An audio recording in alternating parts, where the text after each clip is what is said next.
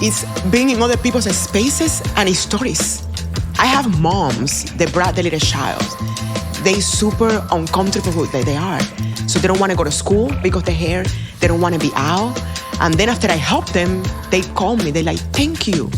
I see my child now walking with the hair up. They like, okay, you helped me. You changed my life. So that is why I do hair.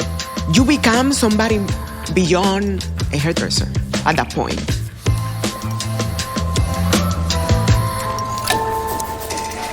Welcome to Cutting Edge, the podcast created and brought to you by L'Oreal Professional Products, an exclusive series about the world's top hairstylists. Through their unique stories, visions, and voices, these rule-breaking artists from around the world share their journeys to success, how they are shaping the future of hairstyling and professional beauty in their own way, and how they are elevating the profession to new heights. A podcast series produced by L'Oreal Professional Products. Today, we meet with Leysa Carrillo from Miami, USA, a passionate, Cuban-born curly hair specialist and educator who likes to think big and has made inclusivity her mission. I'm Leysa Carrillo, and I'm coming from the United States, but I'm originally from Cuba. I'm a hairdresser and an educator, and I'm also 44 years old. Why are you asking me that? I'm also a Redken Ambassador, founder and creator of Forever Cross Education. I love to connect with people, inspire them through beauty, and change their lives.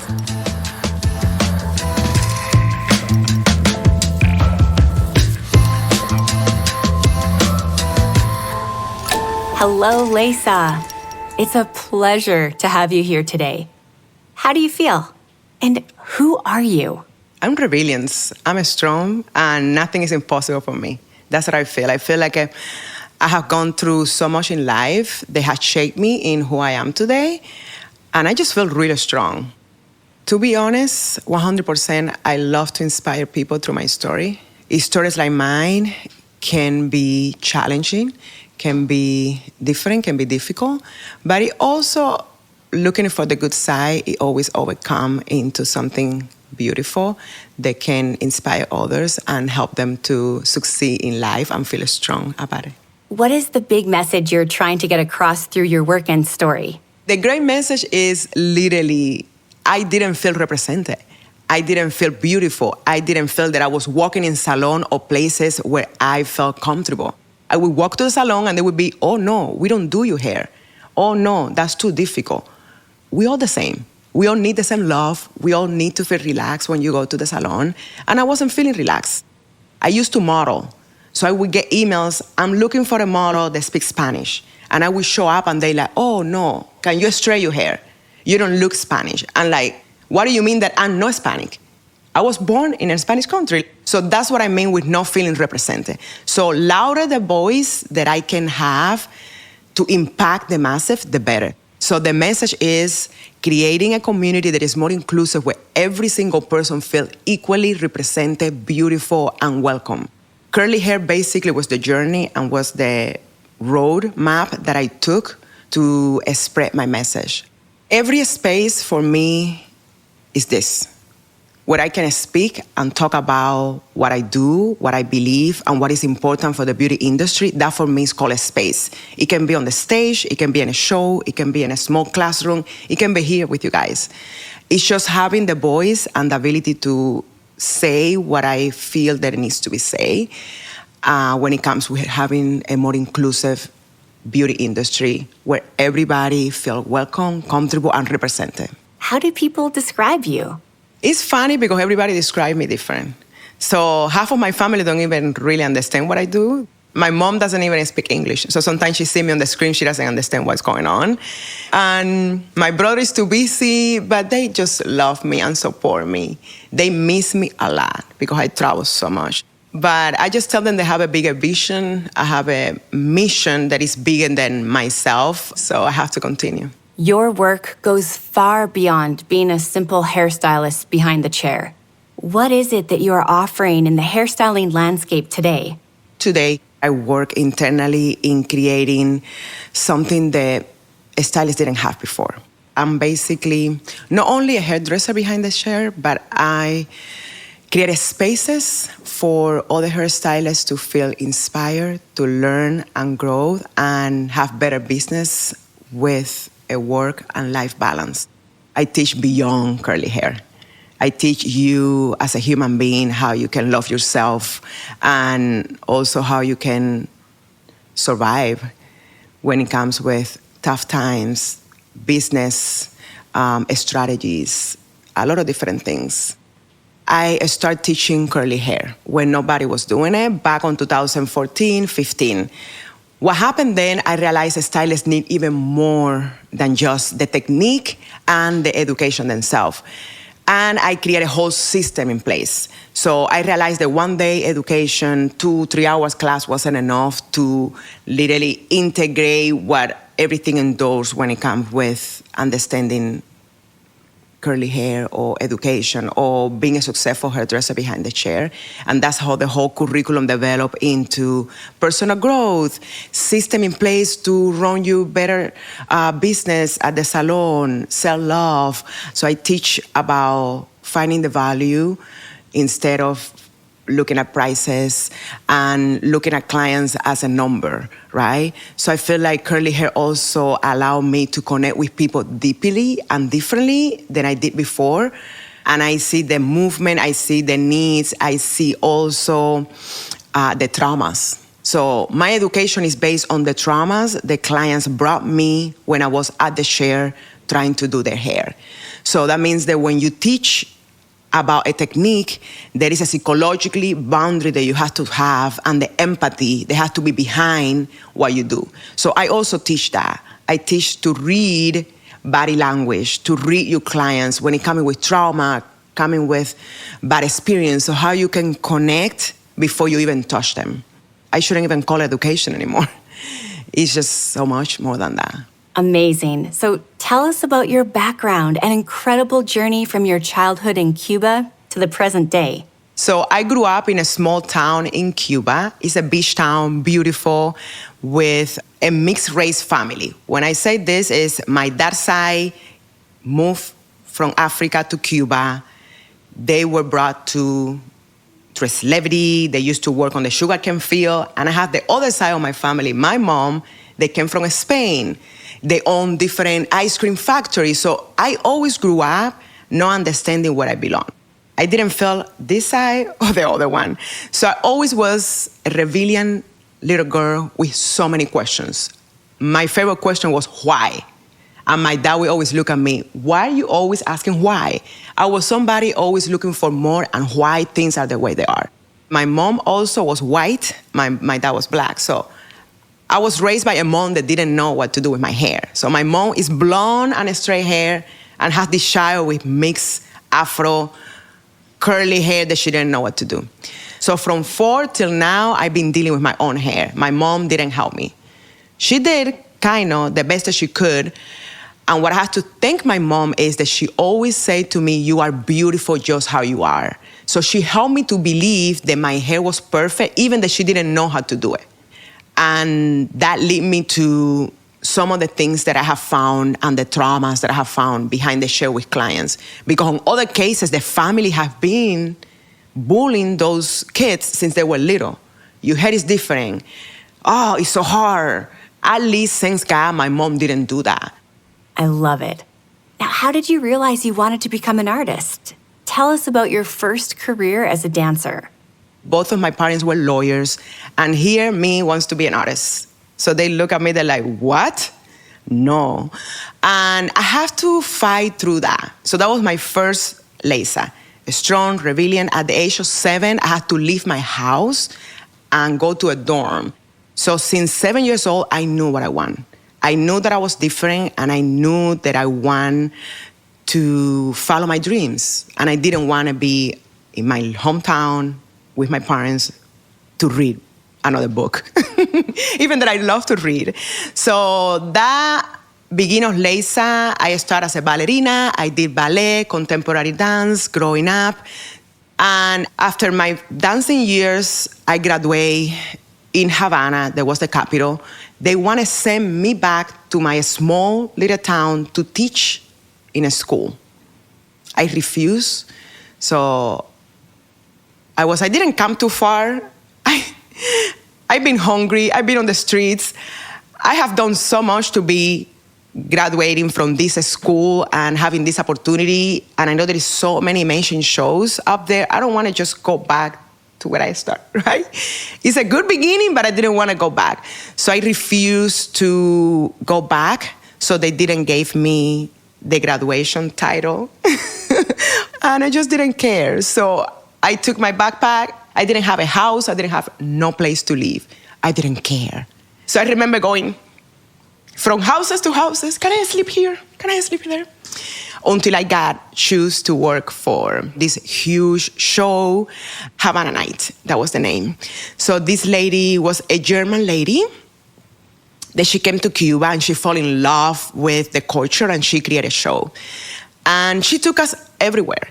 So I traveled to minimum 17, 20 different countries before I even moved to America. So it was amazing. She was like my mom. So she gave me house. She gave me the first paycheck. I mean, it was beautiful. At the age of 18, a little after that, I moved to the United States. So when I moved to the United States, it was my first, I would say, shocking experience because I didn't see my parents for 5 years. We came to America as a political silence. We have a lot of problems between the Cuban government and the show and allow us to be there. And coming to America was shocking. I had to grow up fast. I was 20. I didn't understand what happened, and I had to leave Cuba with a backpack. All the memories, my family, I didn't even know if I could see them again. So it was kind of like another Leysa, right? So this is the adult, the person that doesn't have nobody to save, no family. You have to grow up. What happened then? So how long did you go on dancing? So I did shows for a long time in Las Vegas. That was amazing, it was beautiful. And during my show years, I was always that friend helping everybody with the hair. But I have to say this, when I worked with Cirque du Soleil at the end, I used to work part-time on the hair department. So at the same show that I was performing. So every time the hair person had vacation, she had a situation with her kids, I would cover her. So I would have to come 5, do everybody's hair, then get ready and dance. So I did that for a little bit too. And at the end of the show, after dancing, I have to literally get every hair piece ready for the next day. So I will leave at 2 in the morning, 3 in the morning, like it was crazy. Until I got injury. I have a lot of issues, knee, back, was a lot of work.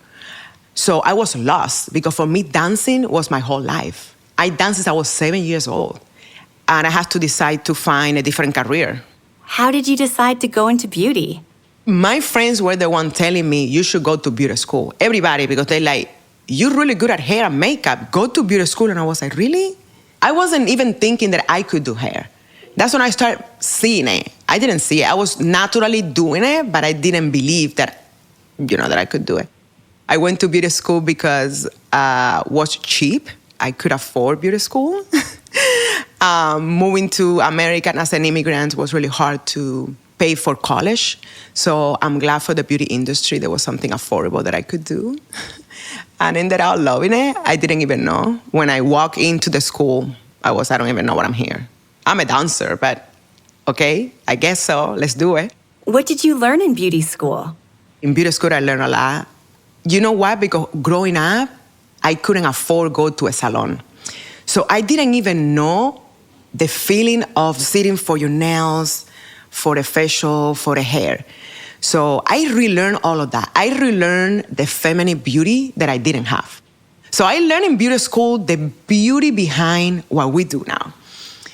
Like the feeling the clients have when they sit and they get treated, they get pampered, they get loved. It was just like, oh, wow, this is good. I didn't speak English when I got to beauty school. So that's what I did until I became a hairdresser. I got my own space. And the third career is Leysa as an educator. So, what did you observe that led you to your current business and activities around curly hair? I started my business from the necessity that I saw on the beauty industry. The salon that I used to work, it was big, beautiful. Every educator that would come to town want to teach at that salon.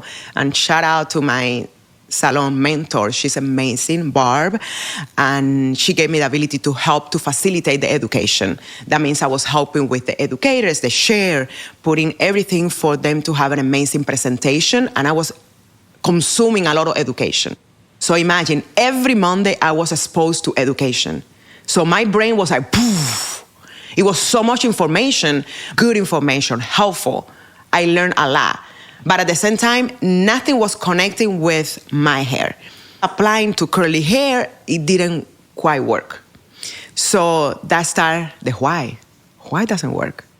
One day, I was sitting, waiting, and the models for this educator never show up. So I had to become the model. Later on, my hair was destroyed. And I was like, what? You an educator, how you destroy my hair? It was melting, it was bad. After that day, I realized there was something missing on the beauty industry and was knowledge on how to work on my hair. So from that moment on, I need to find the answer for this why. Why I cannot be blonde, why I cannot have a beautiful haircut, why I cannot feel the same. A lot of my friends has my hair, and I would practice, and I would start figure it out, different techniques. They push me, and they allow me to practice on their hair. And you posted your results on social media, right? I was playing with curly hair. I was doing a lot of colors, and I was putting that up there on social media. So a lot of my work got viral. I did a lot of pastel colors and all of that. And there is this big company in the United States called Inside Beauty. They flew to Vegas to interview me. And then I was like, oh, this is serious. People are looking at what I'm doing. So I started calling in models to perfect the techniques that I was creating. And they were coming better and better all the time. I did multiple campaigns with different brands. They would call me. I launched different products. I helped develop consulting for brands for product for curly hair when there was that many. So everything started leading into the whole community pushing me to teach. They want to know. And then I had to create a curriculum. So my models helped me. My model helped me to create my first PowerPoint. I think the whole community was seeing the potential of what I was doing. They were believing, everybody helped. My mentor helped me. Everybody helped me, and I created an amazing curriculum that today is Forever Curls. So what finally brought you to Miami? The same salon that I cleaned, I ended up teaching, renting half of the space, having education. I went from here to here on the same salon with the same people. I felt that going to Miami is a new beginning. I love new beginnings. I love the challenge. And I knew that in Vegas, because I was stable, I had the salon, the clients, I was getting that income, I was safe. So I want to be uncomfortable. So I left all my clients. So I started from scratch again. I did it all over again. So here we are now with Leysa, the curly hair stylist and educator. So how would you describe yourself today? Today, I'm an inclusive hairstylist that can work on every single hair type that sits in my chair. And I basically specialize and choose to work more on curly hair. I choose to help those people because I know there is less attention on that area. But I'm a hairdresser, a regular hairdresser, and I'm proud of that. And why do you think your clients come to you personally? What clients come to me personally? There is many reasons why. First, they found me through other people's recommendation, and I think that's the best. They already know that sitting with me is a comfortable space, and they will get everything they need to achieve the best hair possible. And I always tell them, you're gonna sit today here, and this is not gonna be your best hair. Your journey starts today. Because the best hair happens when you and I work together. And they're like, wow. So I'm giving them confidence just right from the get-go. I always say the hope and the trust. And then the relationship bring the results. I have a client one time from Australia, so let me tell you, all the way in the United States. How would you say curly hair is currently being approached in education? There is a lot of needs on curly hair today. It's still a lot of needs because I feel everything starts from the schools to the stores, consumers, and brands. So all of that has to be on the same page. We're working, it's better, but it's not there yet. The school is where everything starts. And this is why you created Forever Curls Academy. I created Forever Curls for so many reasons. My first thought was, let me prove the beauty industry that it's possible, that can be done. Then, let me teach them how to do it. And now, let's all do it. At Forever Curls, we have a whole curriculum that is divided by understanding cut and style, separate from color. But what we have in common is a support before you come to the academy, during the academy, of course, with education, after the academy. So for me, the support is the most important thing. So you have support for a whole year. Because I feel that when you go to education, you learn, but you can just absorb so little. It's a lot of information. So I want to make sure that you get it. I want to be holding your hand through the whole process. So that's why I create not only the in-person, but we also have the online. So the Forever Curls is more like a hybrid learning where we also invite other educators. When I say other educators, we teach social media, photography, trichology, business, everything you can ever imagine.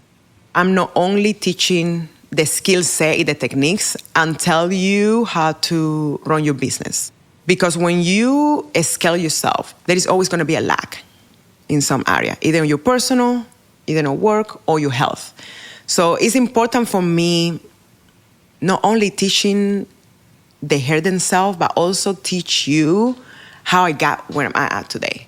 And a lot of that is discipline. Like I say, I keep repeating myself, but discipline is everything.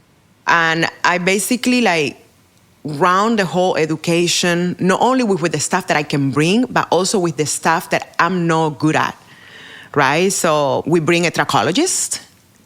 We talk about science on product, because I want my students to be able to go to the store, look at the bottle, read, and understanding what is in it.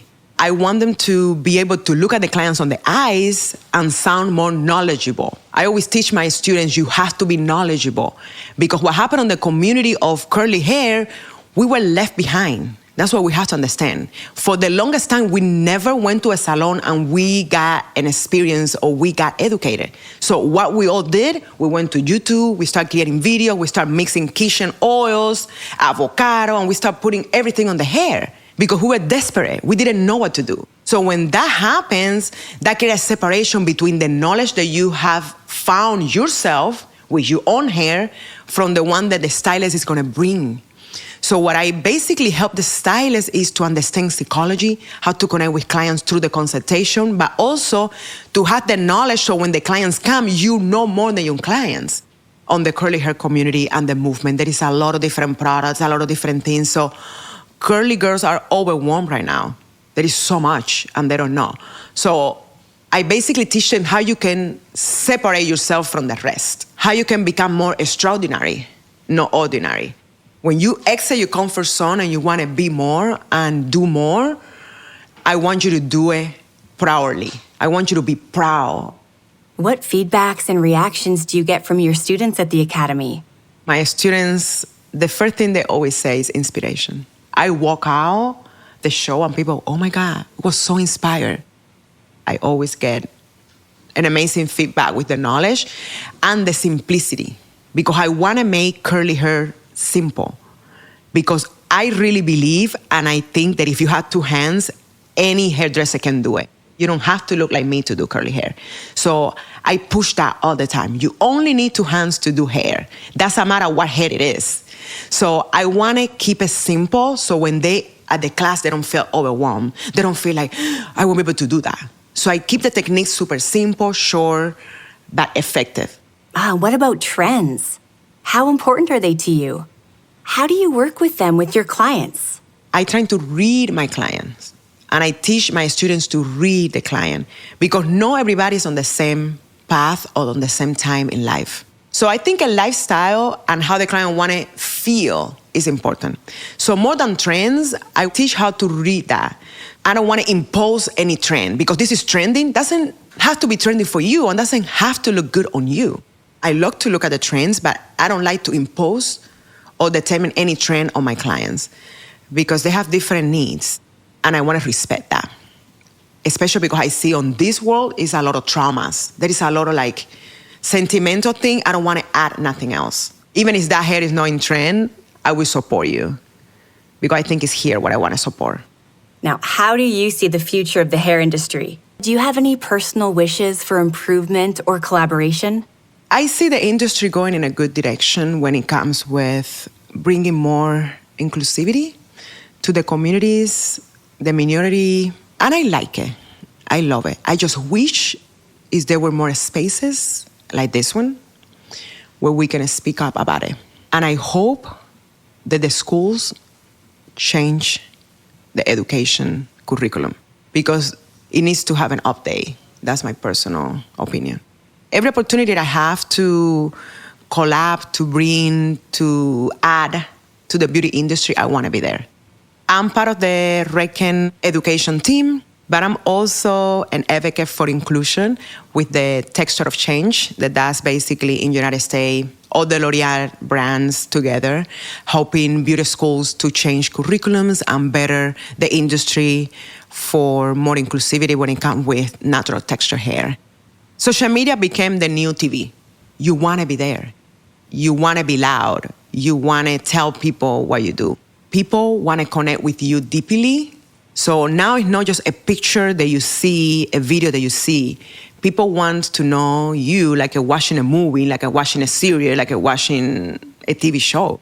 Going international now with my education is basically reaching to the Spanish-speaking community and all the communities in general. Like I'm gonna be doing a whole tour in Italy. I don't speak Italian, but I understand. So I don't care. I just want to share. I just want to be there for others, and I want to spread the seeds to the world.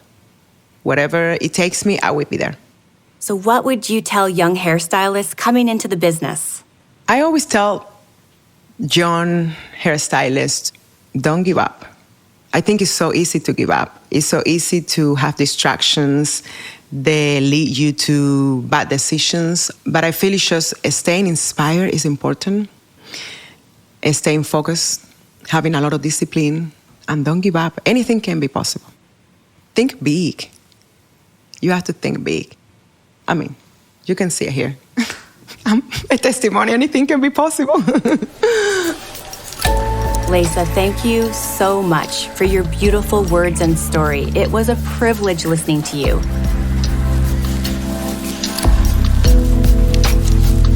Leysa Carrillo's journey in hairstyling is truly unique and inspiring.